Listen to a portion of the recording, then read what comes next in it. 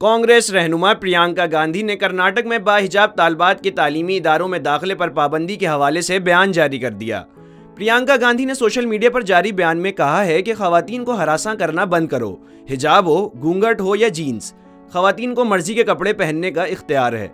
उन्होंने कहा कि खवातीन को अपनी मर्जी के लिबास पहनने का इख्तियार आइन में दिया गया है। प्रियंका गांधी ने अपने ट्वीट के आखिर में हैशटैग लड़की हूँ लड़ सकती हूँ इस्तेमाल किया। वाज़ेह रहे कि हिजाब पर पाबंदी का मामला भारतीय रियासत कर्नाटक से होता हुआ भारतीय रियासत मध्य प्रदेश तक फैल गया है।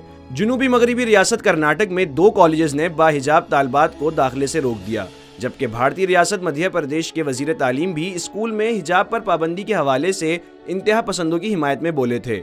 वजीर तालीम मध्य प्रदेश ने मुसलमान तालिबात के हिजाब की मुखालफत में कहा है कि हिजाब यूनिफॉर्म का हिस्सा नहीं, स्कूलों में हिजाब लेने पर पाबंदी होनी चाहिए।